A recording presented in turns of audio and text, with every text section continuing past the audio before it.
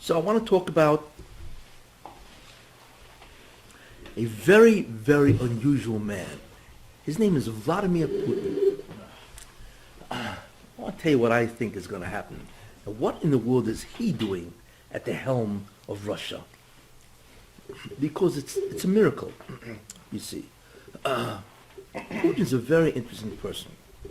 Okay, so the first thing to wonder is like, what's going on here? I mean, all the Russian dictators hated Jews. They hated them. From all the way from the beginning, from the czars, even before that, you know, they hated Jews. It's a place that's rife, saturated with Jewish blood. When you look at all the pogroms that these guys have done in Russia, it's astounding how many Jews they've killed. But besides the amount of Jews that they've killed, they destroyed Judaism. Most Jews are gone. Most Russians are gone. You know, okay, now it's a little different, but in them, you know, I'll never forget, I heard a story once, you know. I mean, it's heartening, it's disheartening. You know, but so there was a family in Russia. This one, when you have, I forgot whether it was Brezhnev, one of those characters, you know. I mean, talking about Rishonim Gemurim, you know, but there was a family that they used to eat on Yom Kippur, and it was a Suda. They used to make a Suda on Yom Kippur. You know, they invited the whole family. So you say, excuse me, what? You make a commemoration, a celebration on Yom Kippur?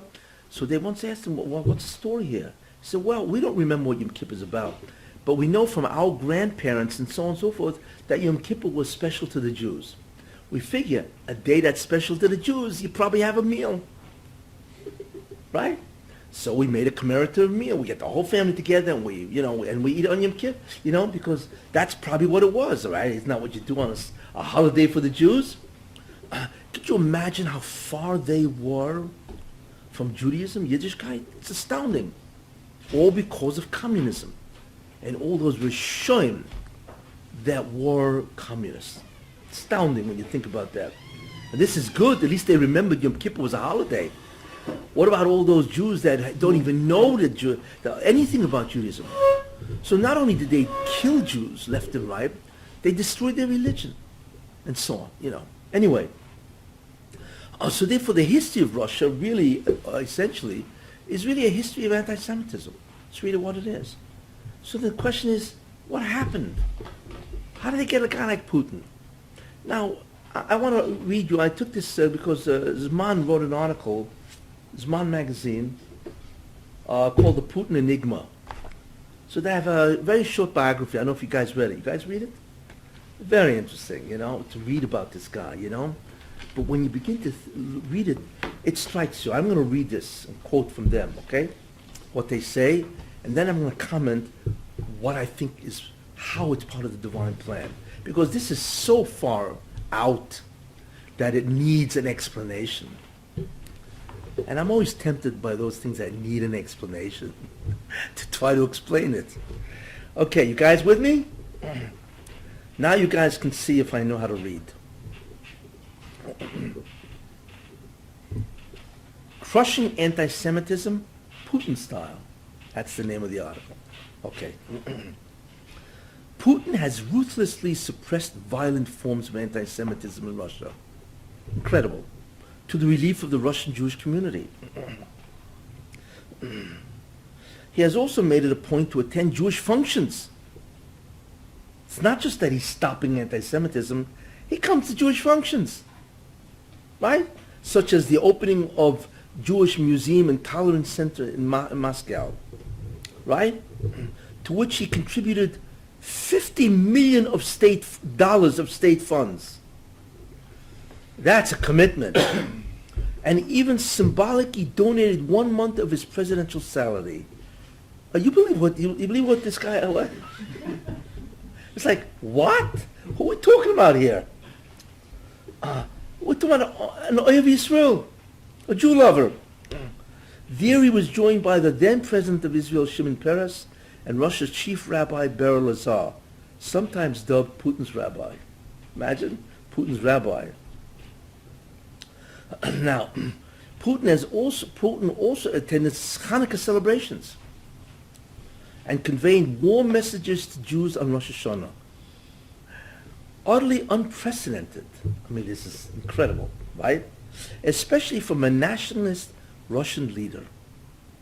You know, it's like Ripley's Believe It or Not. That's what it sounds like. Now, Russia and the Soviet Union have a long, sordid and bloody history of anti-Semitism.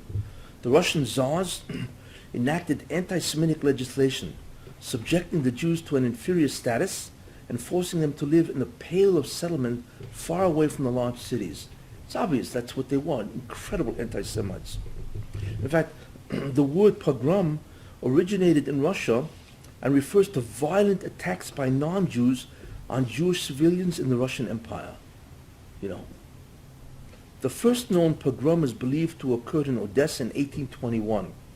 Some Russians blame Jews for the assassination of Tsar Alexander II in 1881, which triggered pogroms and discriminatory May laws in 1882.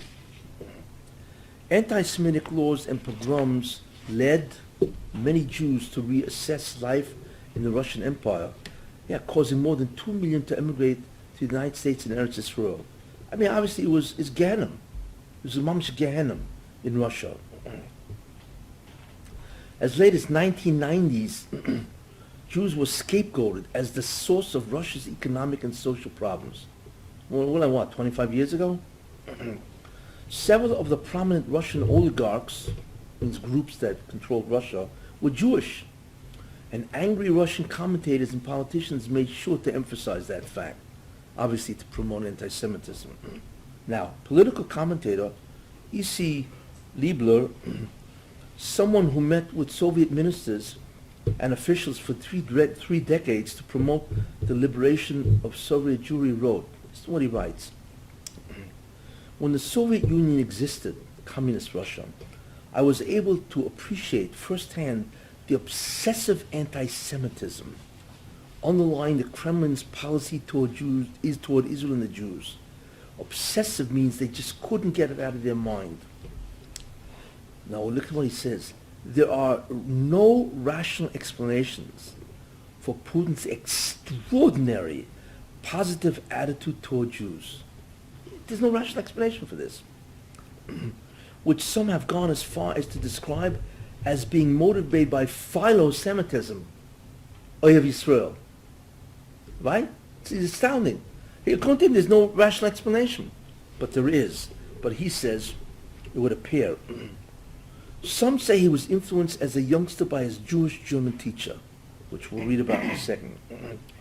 He may also be highly sophisticated and pragmatic, and having seen the outcome of Soviet anti-Semitism, which was very destructive, because the Jews are always very good economically, may have come to a realization that Jewish support would represent an asset of many levels. Okay? And then it goes into the laws that Putin has passed to prevent anti-Semitism, to convict people of anti-Semitism. I mean, we're talking about a guy who's not just, make sure that the Jews are not destroyed. We are talking about a guy that is actively trying to save Jews, promote Jews, and promote their religion. I mean, talking about Russia, you know what it's like? Lamar David Daima, right? It's like the Sultan is now promoting mitzvahs. Think about that. That's what it sounds like, right?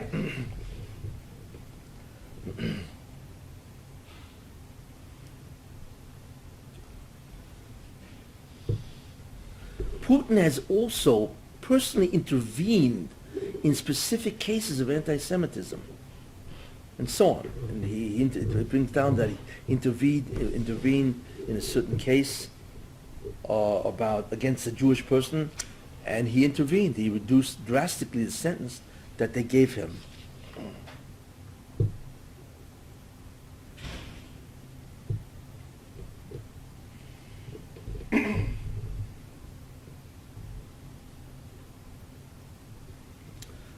And then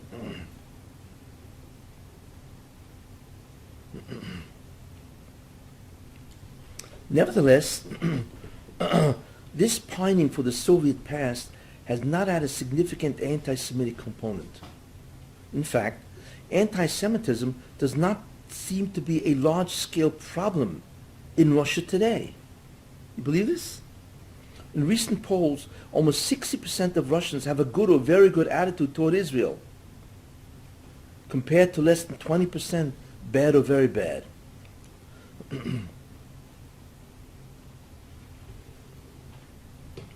In 2013, the Russian Jewish Congress documented only 10 anti-Semitic attacks and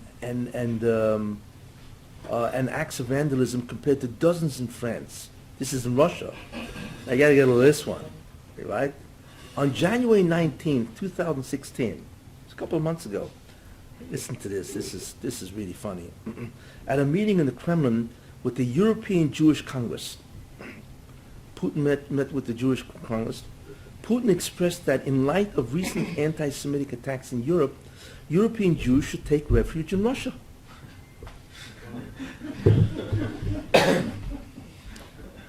I mean, you realize what he's saying, right? Let the Jews come to us then. Putin replied upon hearing about rising European anti-Semitism, adding that, right, during the Soviet period they were leaving the country and now they should return. You know? So Jonathan Arkush, chairman of the European Jewish Community Congress General Assembly, suggested that Putin was saying it in a lighthearted way. He couldn't believe what he was hearing. The reaction of all of us around the table was to laugh. Everybody was laughing. You know, it's like the fox inviting the chickens, right, into his den. This is why you guys come to live, because everybody else is out there trying to kill you. Want to come to us. This is the fox, right? And President Putin smiled when he said it. So I think he was probably aware of the irony, you know. Arkush said, nevertheless, Arkush admitted that the offer highlights an uncomfortable truth for Europe. Putin has been far more successful in combating anti-Semitism than European leaders. It's astounding. Look, this is what's called a mapecha. This is a revolution in the Russia's attitude toward the Jews. Now, you need to understand why. President Putin's apparently positive feeling toward Jews may have roots in some important relationships from his early life. Now you see the hashgacha elyono. Remember I talked about last week Trump? What the Rebbe did for him? He made him a billionaire, so he's not subject to any special interests, and he'll deliver his promises.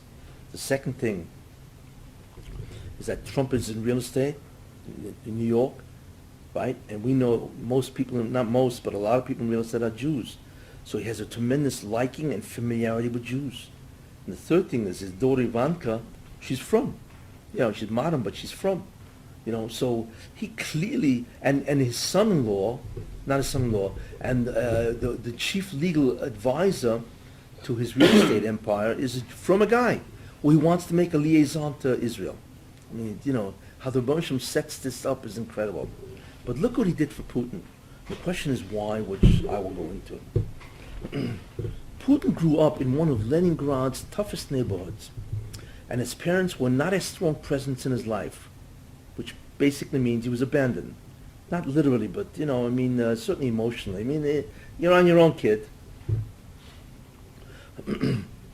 A religious Jewish family that lived in his apartment block in Leningrad welcomed him into their home.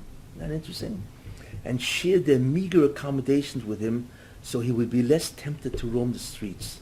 What a chesed, right? They took him in. It's sort of like he became surrogate parents.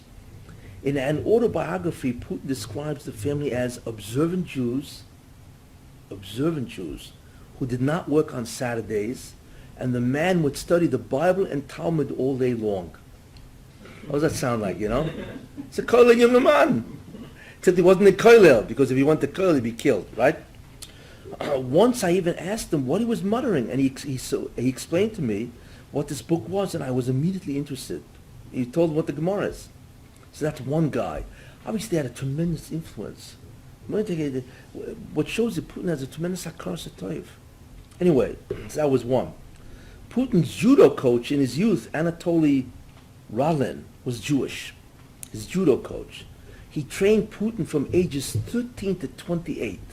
That's why Putin is a black belt in judo. And once described himself as Putin's second father. Imagine what a relationship he had with Putin. I was with him 15 years. His mother died, his father died, I am a second father. You begin to realize what's going on here, the connection that he had to Jews. On Rocklin's 75th birthday, in May 2013, Putin presented him with a Medal of Honor for his achievements in Russian judo. You see. When he died later, that is, Ralin died, the judo teacher, Putin issued a statement that he was deeply saddened and that Ralin's death was a big, irreplaceable loss for all of us. Reportedly, Putin attended the funeral and even shed tears. He was crying for a Jew. Because obviously he was a tremendous surrogate father to Putin. Then one more. When Putin traveled to Israel in 2005, he paid a surprise visit to his old high school German teacher that was mentioned before, a Jewish woman named Mina Yuditskaya, Berliner. She hadn't seen him since she made Aliyah in 1973. But his special visit, so he visited her, right? But his special visit proved that she had been a significant influence on his life during his formative years. Could you imagine Putin comes to Israel and the whole Knesset, I mean, there's Putin with Russia, everybody's there, a welcome committee, right? So they ask him, what can we do for you? Where do you want to go? I mean, the whole government is at his beck and call, right? So he says, well, I want to visit my old German Jewish teacher in Tel Aviv, right? They probably had a heart attack. Listen to this, right? Now, during the meeting, the 94-year-old widow, this was in 2005, mentioned that she lived in a run-down apartment in Tel Aviv's Florentine district. Listen to this. By the time Putin departed Israel, she was the owner of a new apartment in the heart of downtown Tel Aviv, courtesy of a former student. Isn't that incredible? Wow. Putin also has a circle of wealthy and influential Jewish friends.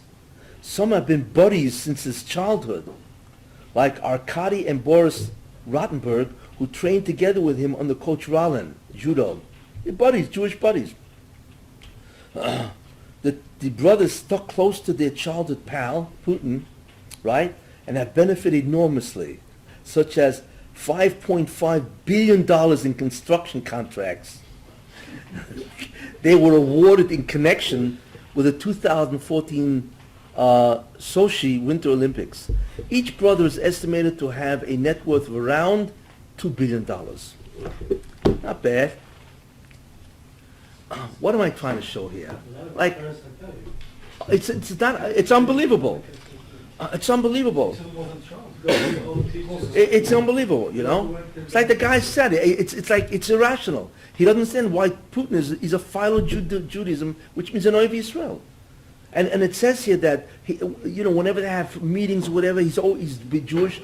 This guy Beryl, or whatever his name is, the chief rabbi, is a pal of his. I mean, he's about as close as you can get to a guy who's an Oiv Yisrael.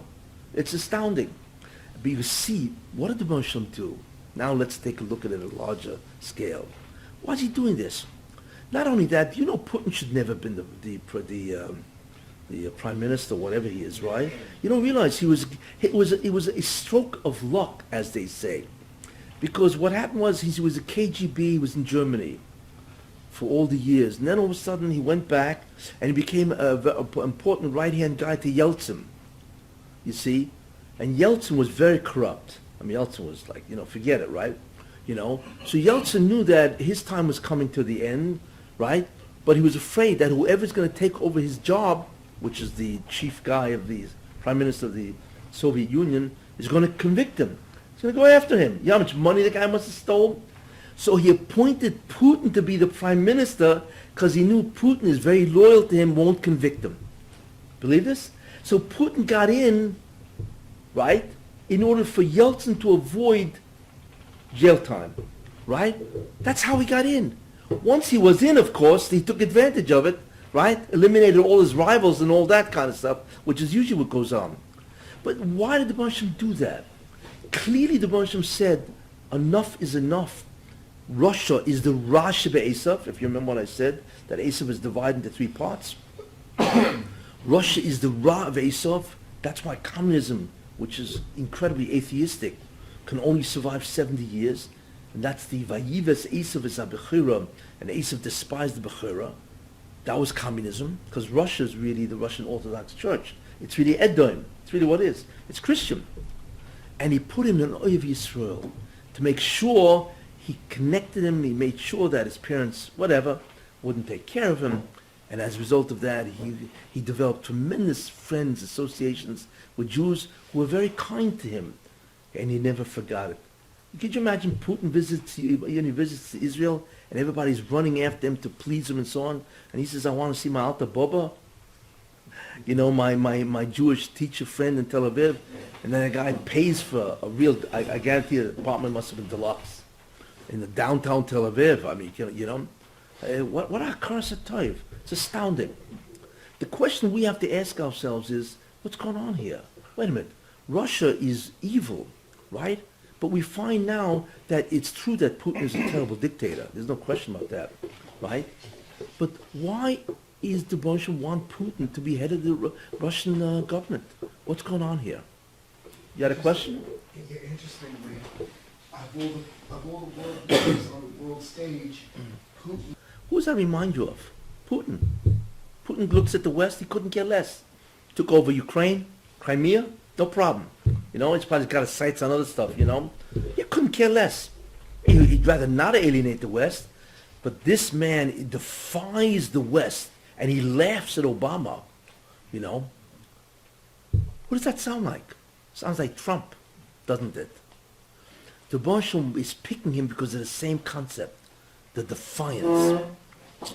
Now you know why he learned judo. Because what is a guy, when a guy learns judo and he's a black belt, I think Putin is a 5th degree or 6th degree black belt. You don't want to mess with Putin, that's for sure. You know what I'm saying? Guys who are really masters of the martial arts, boy, are they defiant. They're not afraid of anybody. You see? All of this is incredible hashgacha, that he should have an incredible characteristic called unbelievable arrogance and defiance, and also be very, very intelligent. That's what you see so far. The question we have to ask ourselves is why? That's why. But there's no question that you begin to see that he is chosen for a specific mission, just like Trump is. He is chosen for a specific mission to defy the world. Why? Anybody figure out?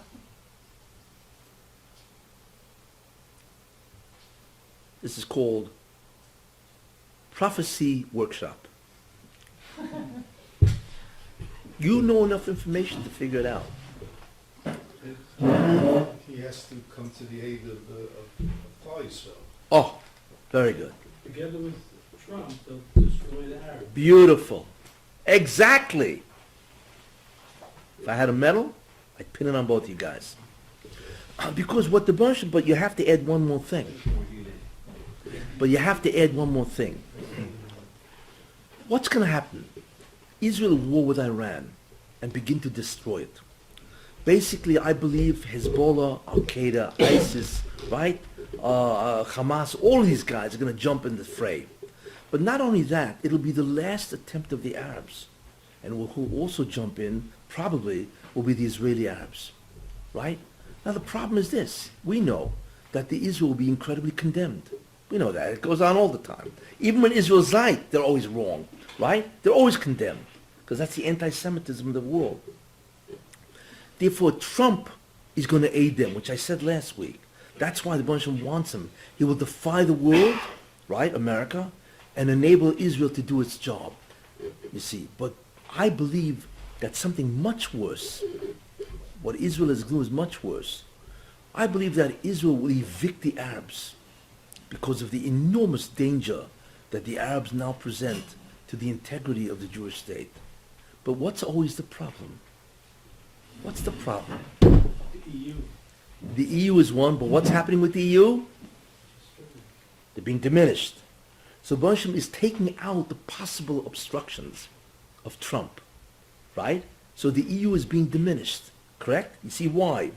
Not only is it an einish, now you understand that Bonsham is removing the capacity of Europe to obstruct the resistance against the world when they begin to attack the Arabs and to defend themselves. What about the UN?